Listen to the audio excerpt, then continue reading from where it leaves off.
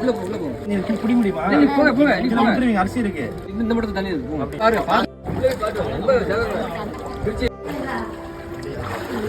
இது உங்க வீடாமா? ஆமா, இந்த இருக்குது. அண்ணா பார்த்தோம் ரோட்.